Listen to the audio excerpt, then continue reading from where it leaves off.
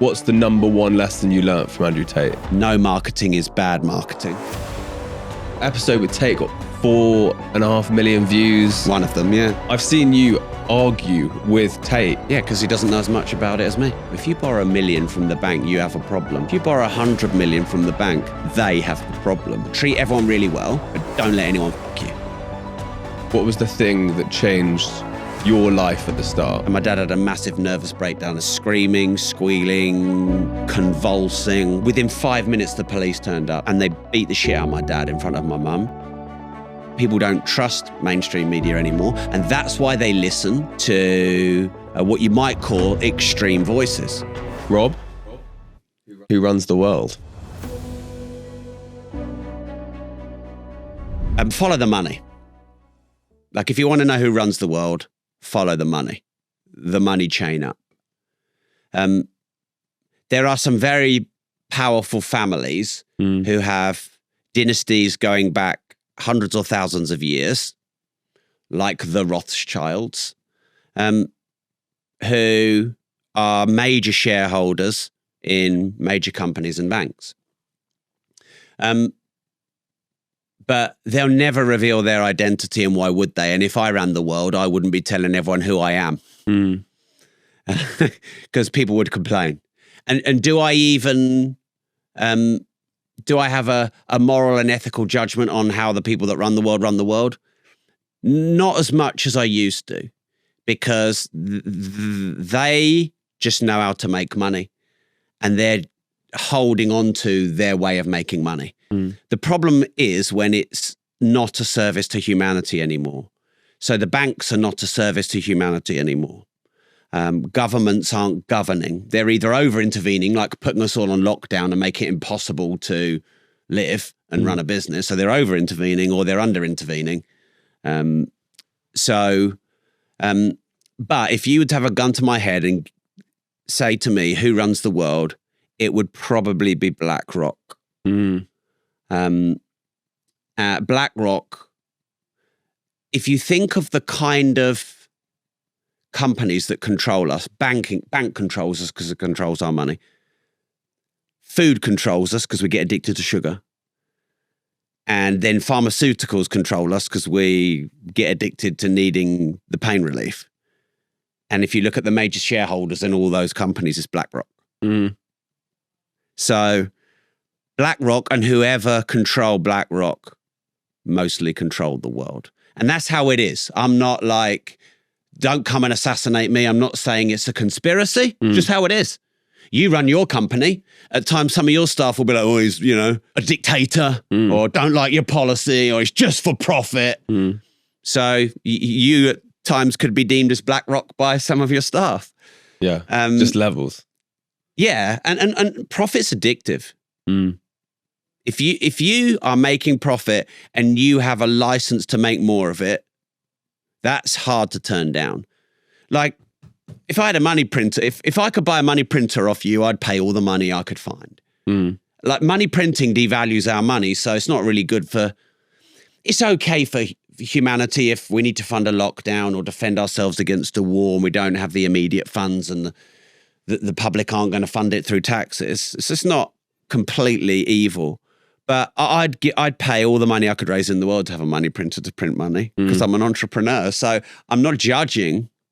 But the thing is that the old, the Bank of England was, 1600 and something it was set up. These old banks, they're old. They're out of date. Yeah. And it's time for disruption.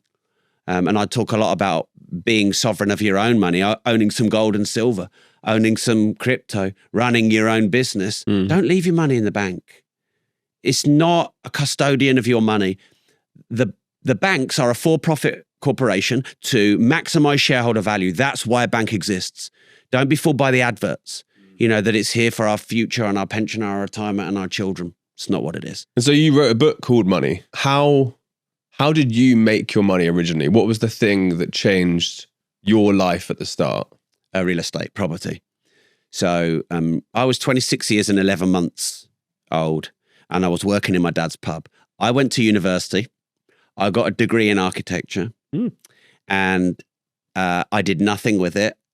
and I built 50 grand's worth of personal debt, and I had to work in my mum and dad's pub, and I was earning £200 a week, and it was costing me £300 a week to live because of all of my debt that I'd racked up. And then I was just getting new credit cards to pay off credit cards. And, in the end, I think my interest was the same, if not more than what I was earning. So I was drowning. And on December the 15th, 2005, in my dad's pub, it was freezing. Like, there was frost on the ground. He had a full pub. I used to work the bar. My dad used to carve the meats. My sister used to be the waitress, and my mum used to be the chef. And my dad had a massive nervous breakdown in the pub in front of everyone. Started screaming, squealing, convulsing, foaming. I've never seen anything like it. My dad's strong northern man. He was always my hero. He's 80 now. And I managed to grab him and pull him outside the front of the pub and get him on the front lawn away from everyone. Although they were still all looking out the bay window to see what was going on. They were all sort of piling around. And I don't know what had happened. I think because, he had a carving knife maybe. But someone had called the police. And within 5 minutes, the police turned up. 2 guys got out this small reinforced van. One of them must have been 19 years old. And they beat the shit out of my dad in front of my mum, my sister, myself, and all the staff. They literally beat him up. He got sectioned, admitted to Ward 5 of our local hospital, which is the mental institution there. And I didn't see him for months. They just drugged the shit out of him. And I realized that in the weeks after, it wasn't like that was like, oh yeah, my one defining moment where everything changed. But I spent weeks hating myself. Why did I go to university when my dad had taught me to be an entrepreneur? Why was I in so much debt? Why was I so useless? Why didn't I have the courage to start my own business? Why am I working in my mum and dad's pub? Why am I a loser nearly age 27? I'm going to be 30 in 3 years. Why am I such a fucking loser? And I just hammered my own brain into a pulp to the point where I was like, go do something about it then. Within a week, I'd gone to this networking event locally in Peterborough. And it was a property and business meetup. There were about 11 or 12 people there. And the last guy I met at the bar was my business partner today. I met him there, still with him to this day. I didn't know it, but he was already nearly a millionaire, but he didn't tell me. And in that first year, we bought 20 properties with his money. In the next year, we bought another 30 properties with his mum's and his stepdad's money. Jesus. And then we set up my training business, Progressive Property, and started selling deals to other people. I became a millionaire just before age 31, which pissed me off because I wanted to be a millionaire before 30. Yeah. But now I have to say before 31, which doesn't sound as good. And now we own 345. Together, the two of you? Yeah. Wow. We have 100 apartment block that we developed through lockdown. We've got the biggest managing agent in the city with 1,150. And we've got the biggest property training business in the UK, Progressive Property.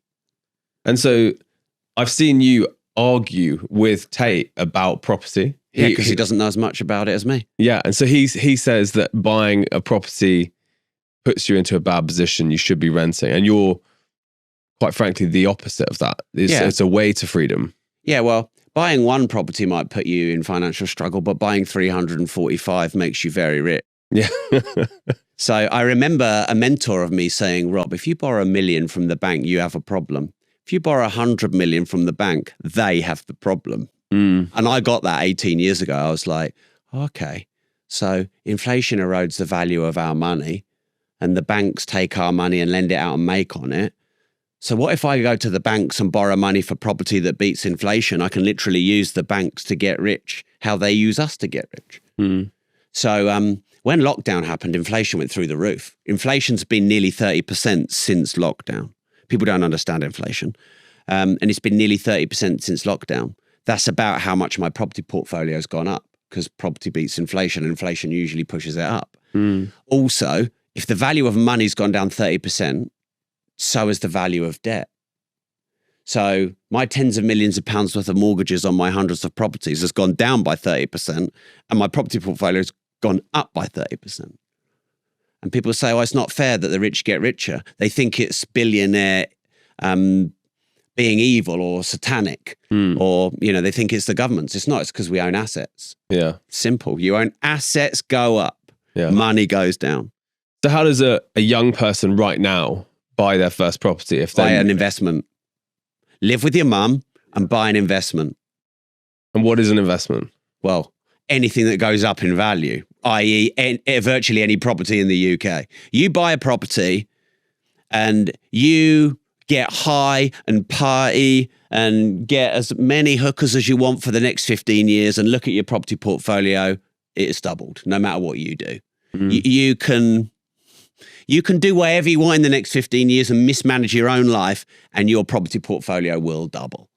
In 1088, all the land in property in the UK was valued for basically tax purposes, £1 million. Now you can't get a garage in central London for £1 million. You probably can't get a car parking space in Chelsea for £1 million. But the whole of the UK land and property was £1 million in 1088. So go and borrow some money and put it into a property investment. And then use the rental income to pay the bank or the private investor back, and you keep the difference. And so practically speaking, what does a young person have to get together in terms of upfront to buy? Because there must be in certain parts... I got nothing. Yeah, but there must be in certain parts of the UK, there must be the type of property that isn't that expensive but has a good yield. There must be like pockets of great... Peterborough. Is that right? Peterborough's the place. Probably shouldn't tell people, should I? Well, no, it's just... But they'll push all your properties up if they all flogged to Peterborough. Yeah, true. Yeah. I was going to say they may compete with us, but we're in bigger deals now. Yeah. We're building flat blocks, right? Yeah, apartment blocks. We're putting together a 456 apartment block at the moment. My biggest one before that was 100. But you could start with little buy-to-lets. Start with buying a little apartment. A little open plan, 1-bed apartment. A lot of people, I get why people like Andrew Tate and a lot of people say, owning your own home is a liability and you shouldn't. If you're 21 and you want to travel and you don't have any money, I'd probably say start your own business, because you can start your own business on 50 quid or 500 quid. You can't buy your own home on 50 quid or 500 quid. But it doesn't have to be an either or. As soon as you get money, invest it. I was thinking about this on the way down because I walked to King's Cross, from King's Cross to here because I was early. It took me about an hour. And I was thinking about it, and I was listening to a money book about, the madness with the tulips in Netherlands. At one point with the tulip mania, they were paying more for a tulip than they were a house. It was more than a year's salary. And I thought, what happened is all these people pump this money in, but they don't realize that it's a bubble and it's going to burst. So one of the ways to get rich is to put your money and time into things that appreciate fast, but get out before the bubble bursts and put it into things that appreciate long. So start a business, take some of your profits, put it into real estate. If you're going to do meme coins or information, or you've found some viral hack, but it's not going to last, cash in and then put it into something long-term: gold, silver, stock market, property. So that's what we did. We built a training business and an information business, and we just kept taking profits and putting it into property, taking profits and putting it into property. I raised money from my business partner first, then his mum, then his stepdad. Then my business partner went, what about your parents? So my mum, my uncle, because people want a piece when they can see you're doing well. Totally. Yeah. People say you shouldn't go to your friends and family for money. But if they see you're doing well, why wouldn't they want a piece? Yeah, absolutely. And I think as well, if you get to the end of your 20s and you have worked really, really hard, you start to notice it in the first few years of your 30s. I would say that all of my friends that became entrepreneurs, actually the first half of the 20s were tough because you weren't going out, you weren't seeing friends anymore. But by the time you got to 28, 29, you had unbelievable skill set. You probably had a business that was making money, and you had started to collect cash. And actually collecting cash nowadays is so difficult. If you're in a normal job with a painful rent, a really expensive life, you end up in a pretty shit situation. And so I would say to anyone that can, the narrative about not owning your own house, I find a strange one personally, because I think they're forgetting how nice it is to have your own house. The feeling of owning your own house is quite powerful. And my wife and I, our first house that we bought a house, we renovated it, and then we turned the basement into a flat and then had the house as a house. And it was like the perfect situation because the house kind of made money and you lived in this great space. Yeah. And so if you can, I think that what you're prescribing, like putting money into good assets and building up the asset, is a phenomenal strategy. It's just difficult often to get the money at the start. Yeah. People always assume that buying your own home is a liability. But if you buy your own home and rent out 4 of the rooms, you turn it into an asset. And you do that with 4 mates who you're starting a business with age 21. I mean, is that not like a bit of a genius idea? The problem is on social media, you know, people like my friend Simon Squibb, they just want to be polarizing and hate property. And even though Simon has a big house himself. Of course, I know. He's a hypocrite. He's a thoroughly nice guy, but he's a hypocrite. I love Simon. And Rory Sutherland, you know, hates property, but owns one. Yeah. Andrew Tate doesn't hate property. He's just saying what Kiyosaki has said. They're all saying it from him, which is that, you know, your own home is a liability if it's not an income producing asset. That's true. But you made your home an income producing asset by making a flat in the basement. I remember my business partner's friend. This is genius, by the way. So my business partner's friend's dad, old school entrepreneur, worked hard on the markets, one of the biggest sock sellers, sells socks to Tesco's, you know, old school, in his 60s. And he said to his 18-year-old son when he went to university, I will put the deposit down for your house, but you have to pay me back and you have to make profit out of it. I'll buy you a 3-story, 6-bed house in Nottingham. I'm lending you the deposit. You pay me back. You rent out the rooms. And so by age 21, he owned a property in Nottingham that had gone up 50% in value. He'd made consistent profits from it by renting out the rooms.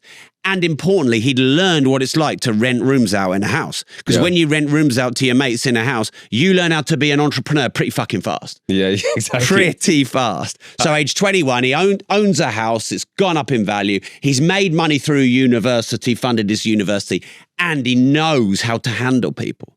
What a great way to become an entrepreneur, to become a real estate investor. Instead of saying, oh no, don't buy a house because it's a liability, or it holds it. The banks just want to make money out of you. I don't mind if the banks make money out of me as long as I make money out of them. Yeah. So, you know, my employees hopefully make money out of me and I hopefully make money out of them. So it doesn't have to be one size fits all, or I hate property. Property is, well, it's made me probably nearly 100 million. Why wouldn't you? And I started when I was 27.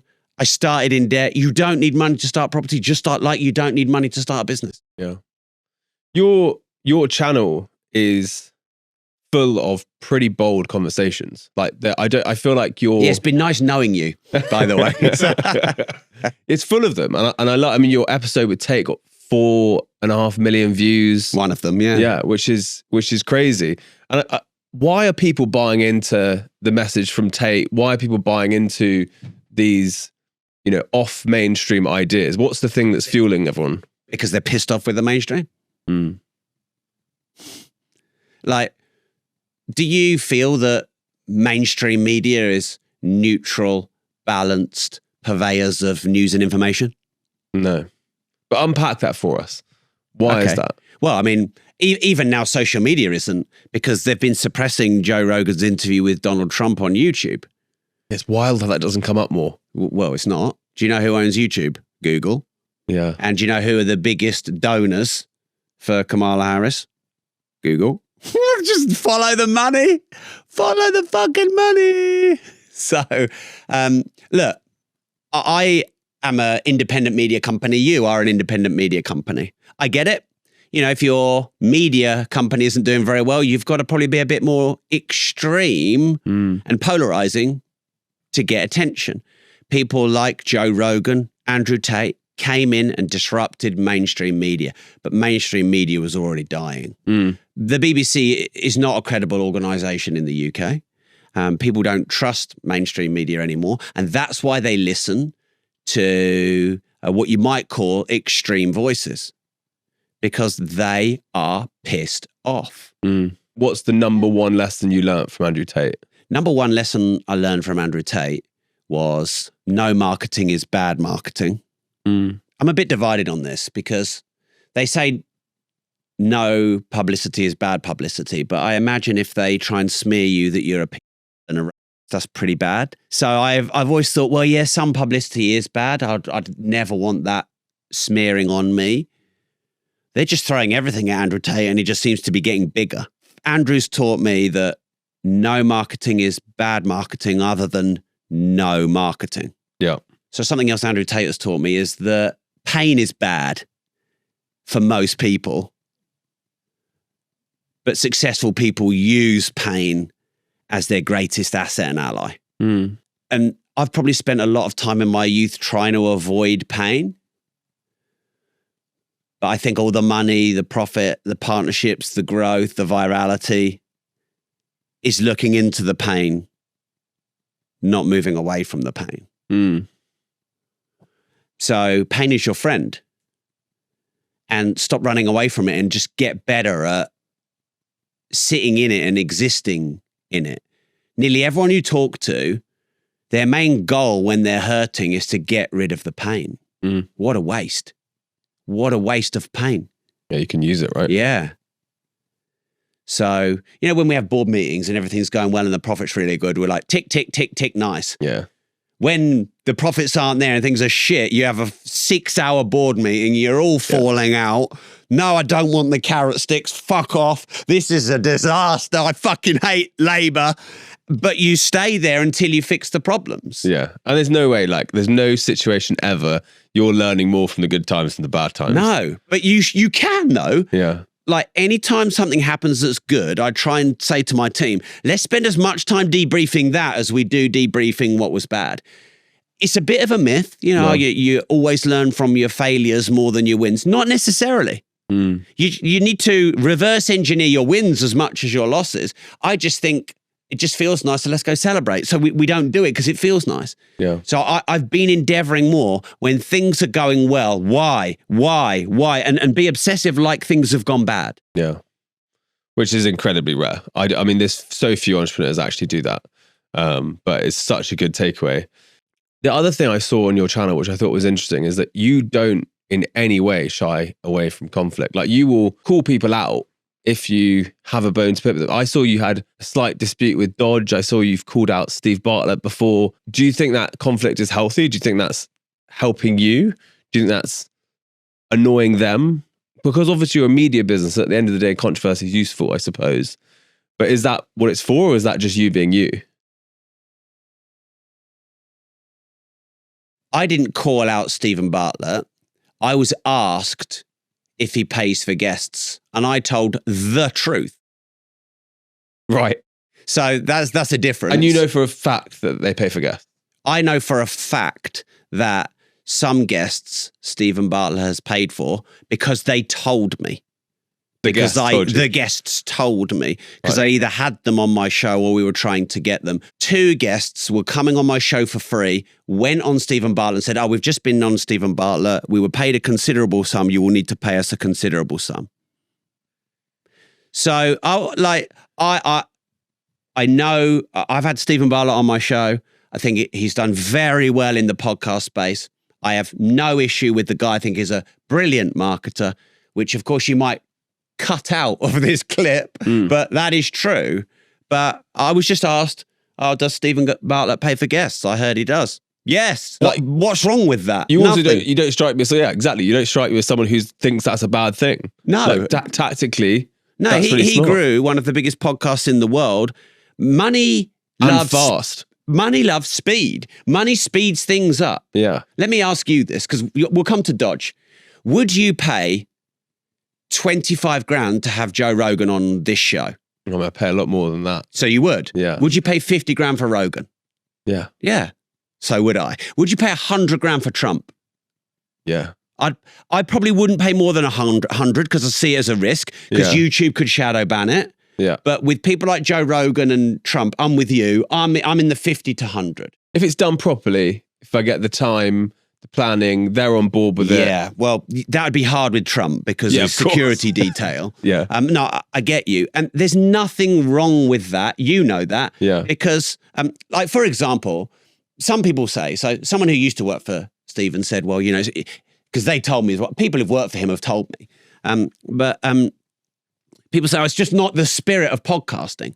Well, Donald Trump's a busy guy, right? Yeah. And his time's probably worth $100,000 an hour. Easily. So if he's going to give me an hour, yeah. Now if I could get him for free, I'm obviously going to get him for free, and I've been trying for a while, and I'll keep trying. But he's not DMing you back. No, I have got a road in, but I'm not saying on your show.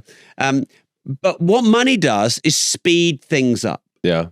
That's what it does. So no, I have nothing against that. So I had this discussion stroke argument with Dodge because Dodge poked me about the Stephen Bartlett paying thing, and Dodge said, I wouldn't pay for a guest.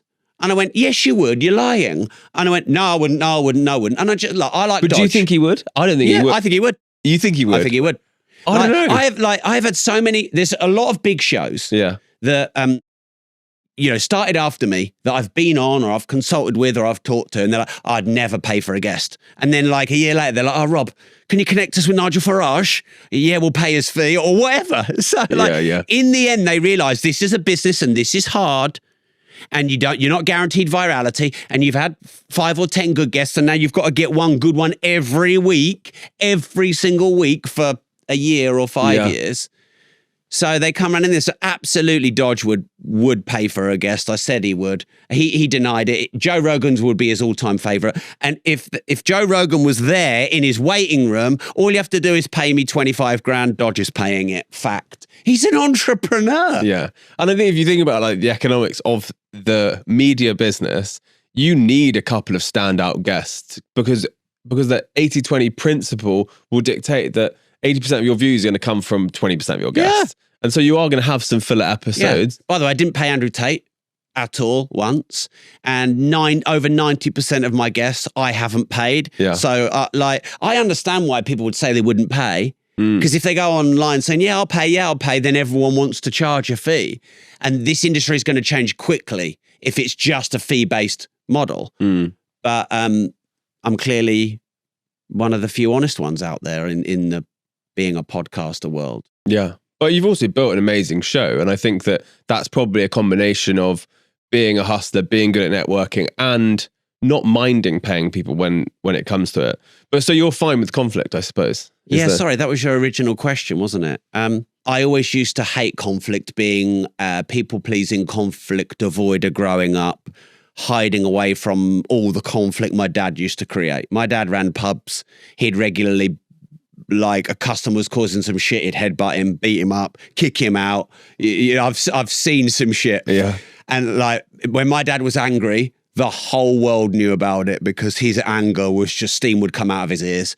And so my whole family were like, oh, does everyone just appease everyone and everything because dad's off on war? So me, my sister, my mum, we just became conflict avoiding people pleasers, which actually develops you really good people skills when you're older, when you run businesses. The problem is you can't avoid conflict in business.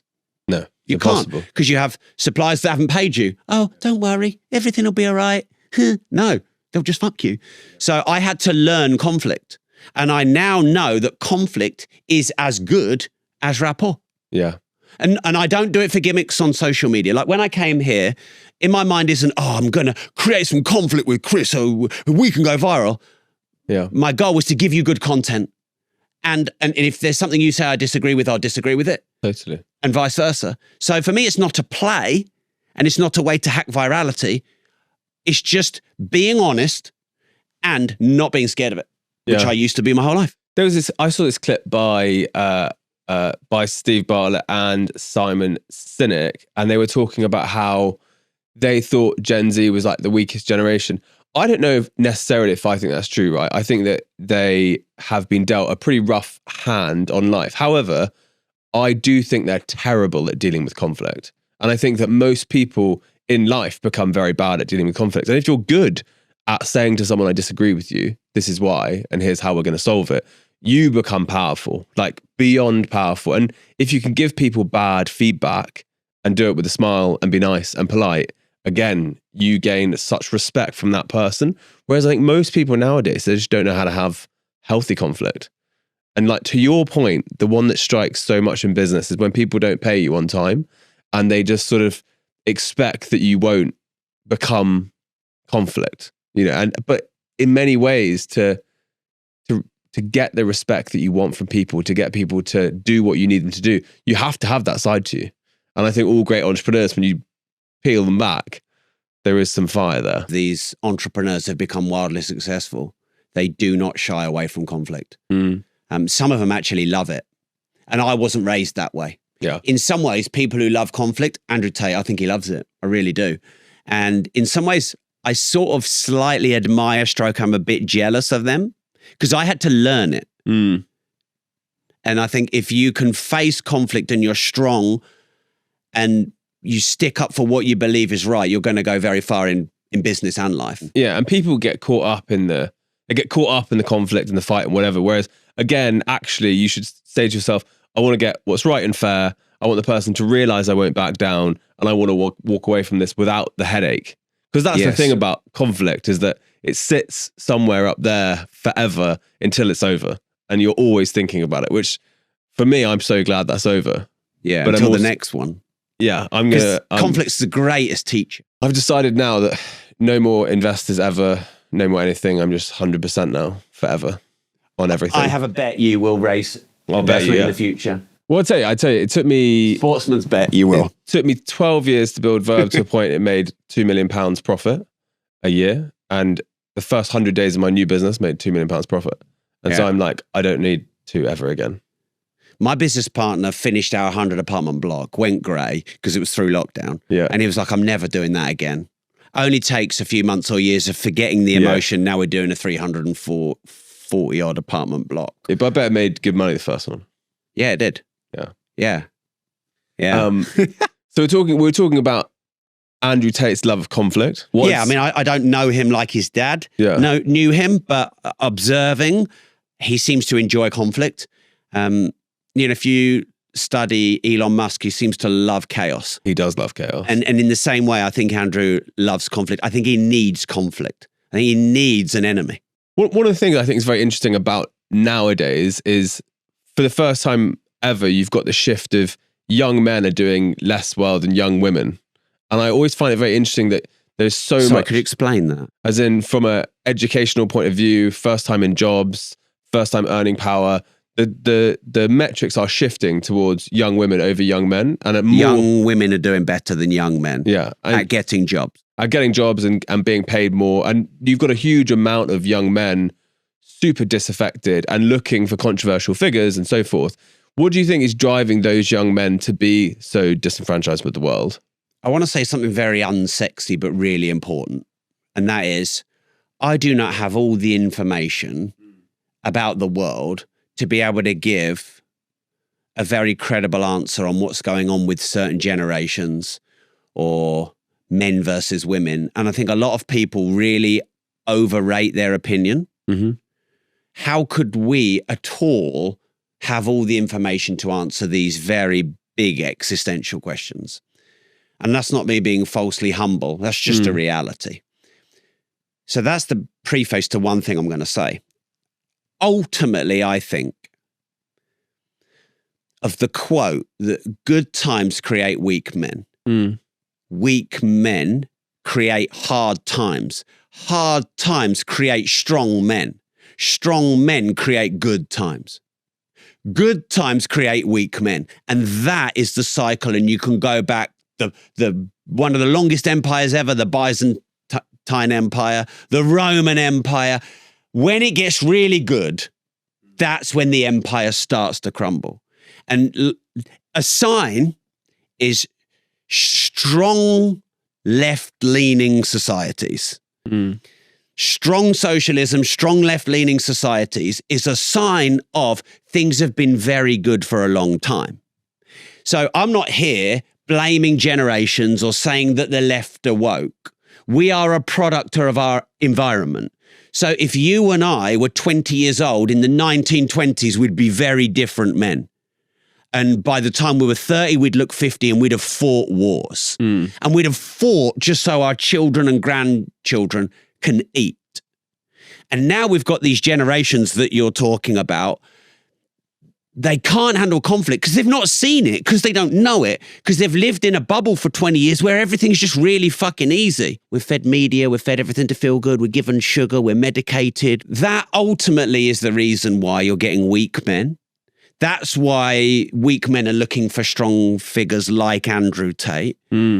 And why society is crumbling, because it's getting too left and socialist leaning, where let's take from the strong and give to the weak. Let's take from the productive and give to the unproductive. If you look at history, that is the start of the end of all the empires. And look at the British Empire. It's fucking over.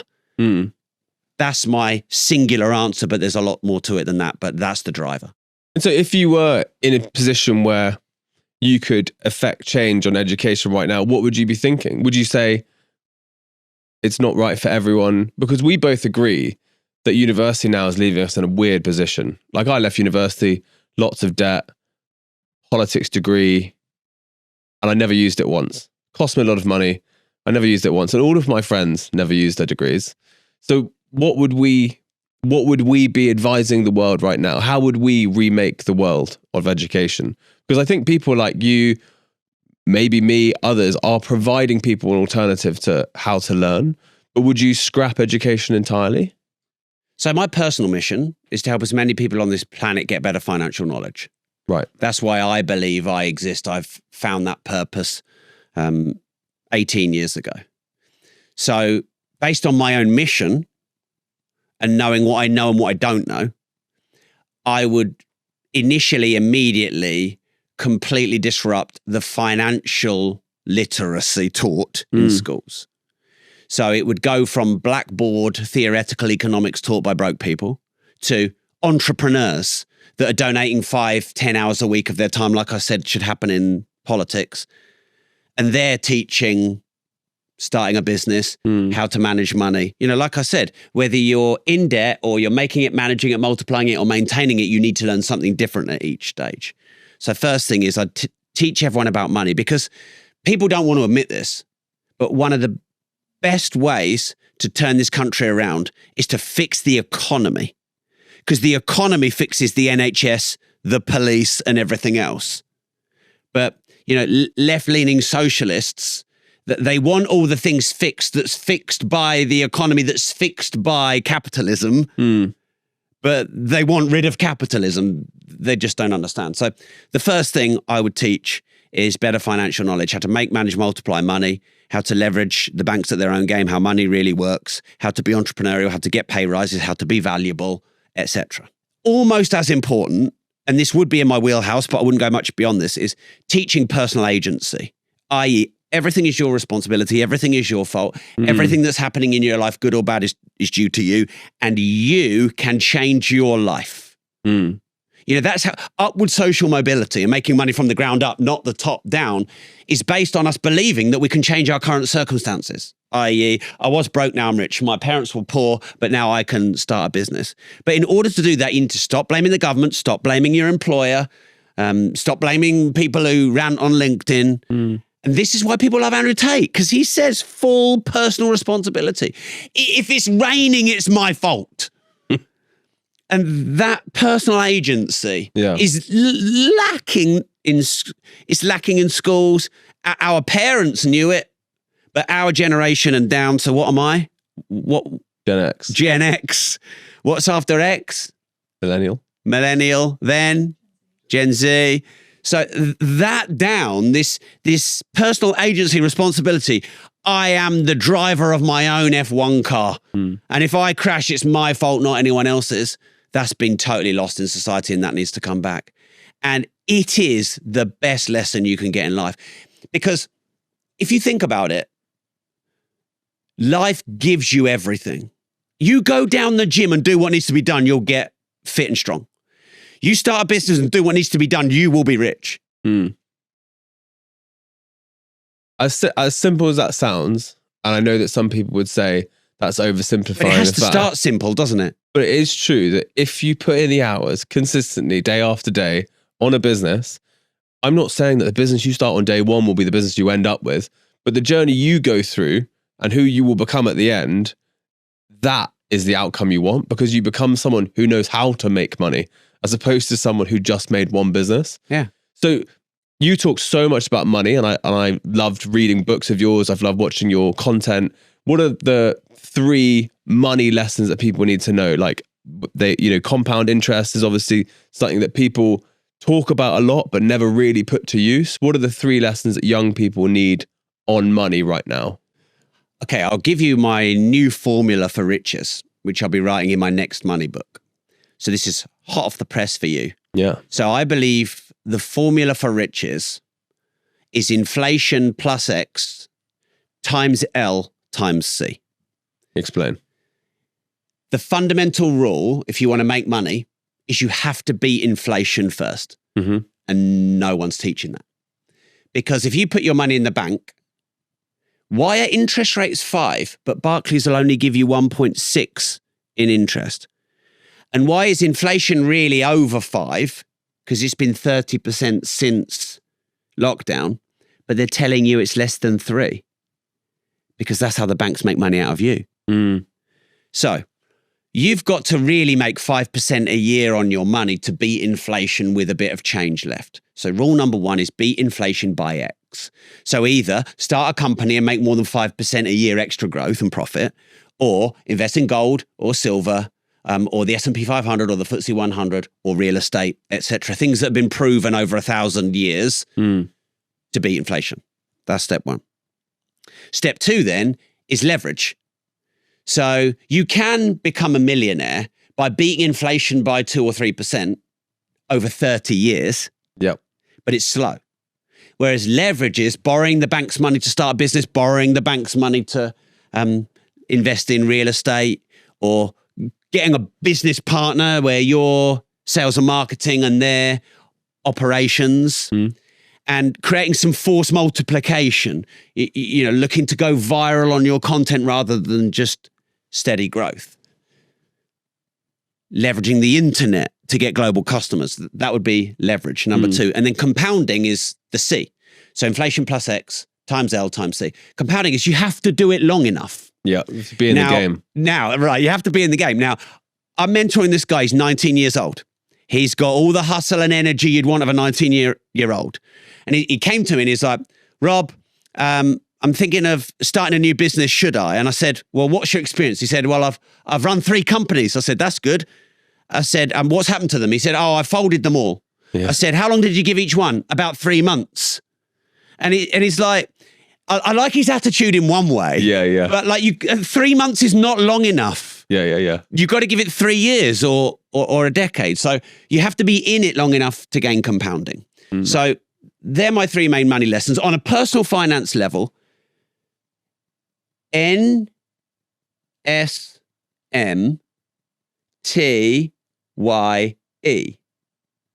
Never spend more than you earn. Basic lesson. It's so basic. Yeah. But how many people are in credit card debt who are buying useless shit? Probably 99% of the population. Yeah. Even if you only save 1%, then 2%, then 3%, when you add leverage and compounding to that. So never spend more than you earn. That's one. That's a personal one. A business one. PYFPTL. Pay yourself first, pay tax last. When you're employed, here's what happens when you're employed. I don't know if anyone's old enough. Probably not. Not in this room. But those game shows, and they reveal what you could have won. Yeah. That's your fucking payslip. Here's what you could have earned. Oh, but after tax, national insurance, and your student loans, here's what you've got left. Fuck all. Because you pay the government first, and you don't have a choice, and you get what's left. There's nothing more demoralizing than thinking you earn 60 grand a year, which you think is 5 grand a month, and net is 2,200. Yeah. And then you see your rent is 1,200. There's nothing more demoralizing. The only way to reverse that is to start a company. And it can be a side hustle. And starting a company, you can delay paying the VAT for 3 months. You can claim a lot of the VAT back, and you can offset expenses to get your corp tax and your income tax down. Yeah. There's some rules. The 19-year-old, I think, is symbolic of a problem with entrepreneurship That's right had now. 5 businesses. Yeah. And obviously my channels have taken off in the last 2 years. I've only posted content for 2 years. But before that, I've built businesses for a long time. And nowadays, I feel like the thing I'm asked for most on my channels is like, what's the hack? You know, like, what's the business? What's the quick one? And I'm always sat there thinking to myself, well, I'm not the guy because I did 10 years in my first business and sold it. So what's my hack? It's compound your effort over time. That's my one real takeaway. And so whether it's like social media marketing agencies, crypto, AI, NFTs, I feel like everyone is looking for the thing that's just going to pump them crazy success. Whereas actually the 19-year-old, I reckon if they'd stuck to the first business and adapted and evolved it, you know, they're a couple of years in, they would see so much more success. But short-termism has become frightening for us. I think it's human nature. They were doing it with the tulip mania. Yeah. In Holland, in what was that? Was that 1700s? I don't know, but tulip mania. It's human nature to look for a shortcut. Yeah. So in a way, if you want to know how to be successful, do the opposite of your emotions. Mm.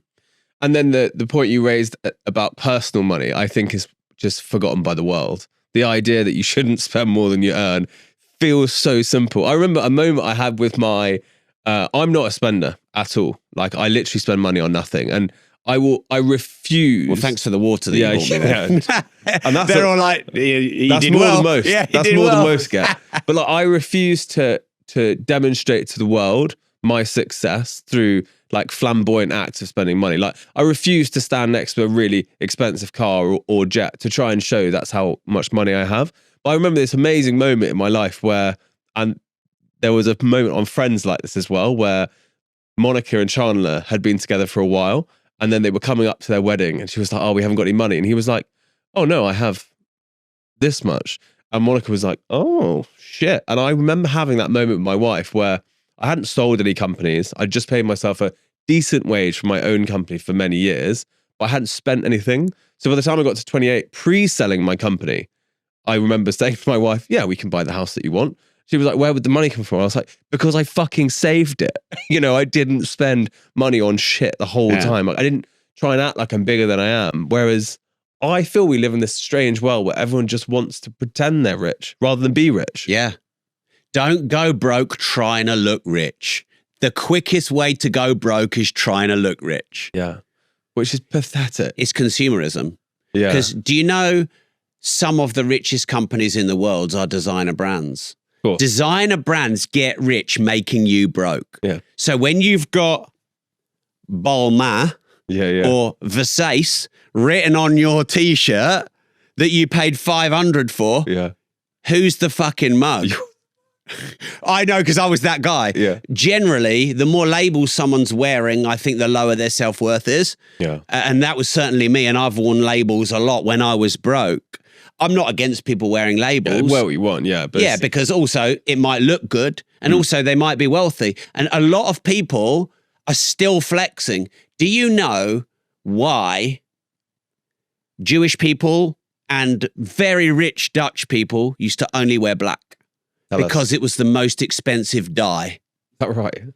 So even just wearing black is a flex if it's the most expensive dye. So we've all got our own flex. Yeah. And I don't think there's anything wrong with expressing who you are. I wear Alexander McQueen. It expresses who I am. Yeah. You probably wouldn't pay what I pay for this. You express yourself by not spending and not flaunting, but your story of entrepreneurship and what you've achieved is your expression. I'm all up for everyone's expression. Just don't go broke trying to look rich. I think the one step further than that is that you have people now renting private jet sets, not private jets, but a set of a private jet to take the photo. That's legit. I mean, that is 100%. That is wanky on another level. I know. Actually, but that's the world. But actually, I the first thing I thought was, what sort of twat is setting that up as a business? And then I thought, that's smart. No, the business is smart. Yeah. Because again, you're getting all the mugs to pay buy you. a second-hand fuselage, stick it in a building like this. And you're off. New business.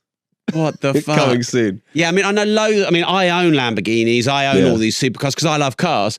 And loads of people just rent them for a day or an hour for a shoot. You must feel so small, no, to have to get this rented car to try and make yourself feel big. I think do the work on yourself, put the time into like building something. You will get, there's more satisfaction in actually being successful than pretending to be successful. Yeah, there definitely is. So what do you think about that fake it till you make it thing? Do you think that's a thing? I feel I have nothing against people promoting themselves. I have nothing against people promoting a soon-to-be future version of themselves. I think that people can go fucking wild with that statement. And that statement itself will justify the most ridiculous lies ever told in life and entrepreneurship. And like, you've got the crazy extreme of that. It's like Elizabeth Holmes and Theranos and fake it till you make it with a medical device and raise billions and collapse. Yeah, Madoff style. Yeah. You've got entrepreneurs in the UK, which you could easily name, that have like lied about what their companies were worth and got away with it and have faked it until they made it. Well, it's easy to lie about what your company's worth because it's so subjective. Exactly. I had an argument with Andrew Tate about whether he's a billionaire, and he was talking about the valuation of his company. You should watch the clip because I tied him in knots because he basically admitted that, on a good day, if my company is a multiplier of 12x, I might be a billionaire. Yeah, I'm a billionaire if you put a certain multiplier on my companies as well. Yeah, the multiplier would have to be fucking big. Yeah, exactly. But yeah, I mean, I think people always forget this thing about billion as well, which is like it's 1,000 million. Like, you can have small businesses that are very, very successful making, like if you owned a business that made 10 million profit a year, you're insanely successful. Like insanely successful. I mean, $1 million profit a year. $1 million profit a year, for sure. Your biggest problem then is not paying 450 grand in tax. Yeah, ever increasing problem. Yeah. So I suppose nowadays we're facing probably the biggest change in business and in life with like AI and technology doing what it's doing. And so I suppose in your day-to-day business life, are you feeling it's disrupting what you're doing? Are you harnessing it to improve what you're doing? Yeah, we're right at the start of that.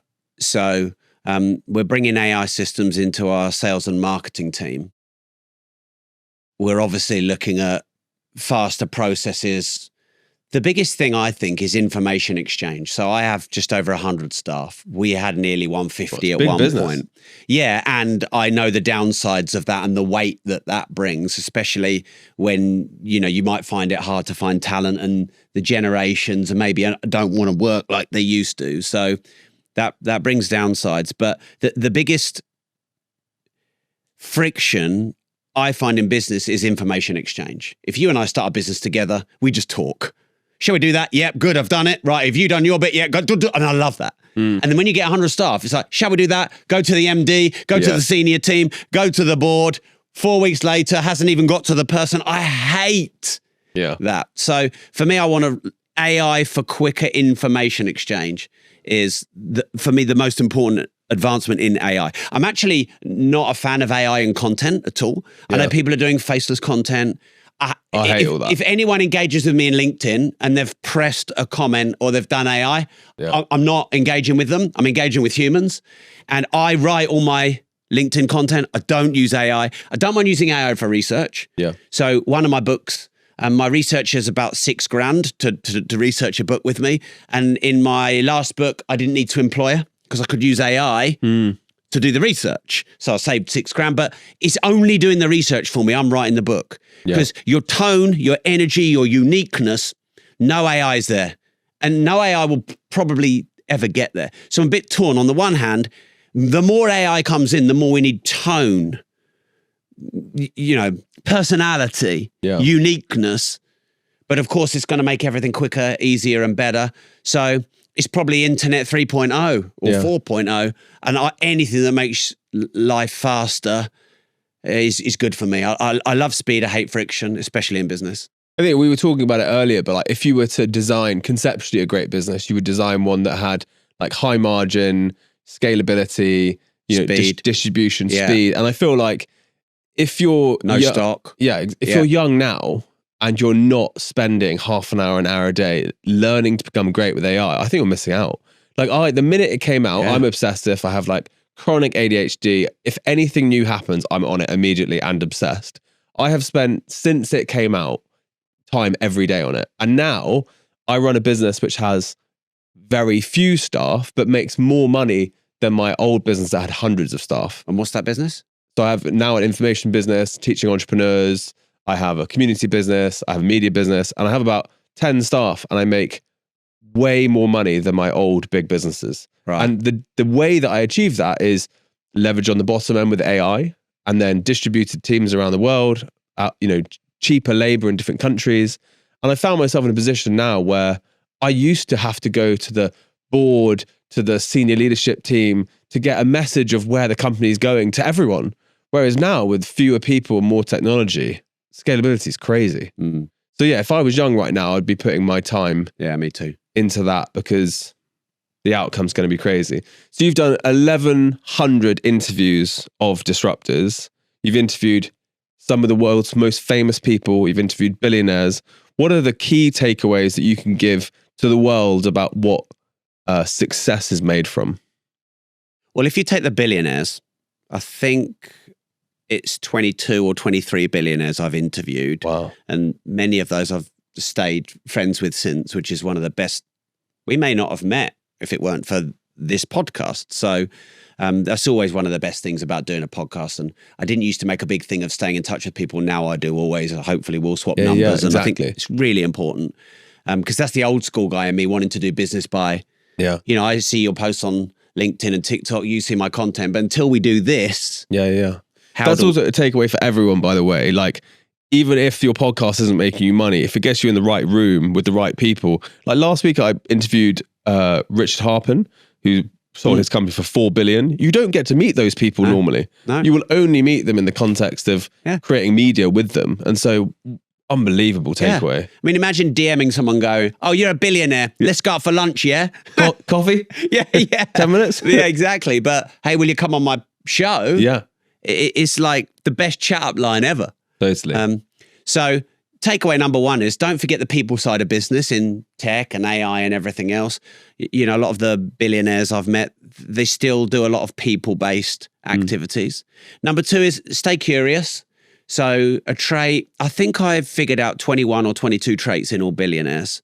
One of them is they're very good at avoiding tax. One of them is they have ways of creating monopolies that don't look like monopolies. These are just realities. You and I might do the same. But one of them is intense curiosity. And, if you look at big time billionaires, a lot of them are engineers. Yeah. They were probably the kids that were taking the radio apart and wanted to figure out how it worked from the inside. And if you're curious about business and life and entrepreneurship, I came here wanting to get to know you and know what you're about and know your history. I don't just want to go, wah, even though I'm your guest. If you stay curious, all the answers you need, you find out. Exactly.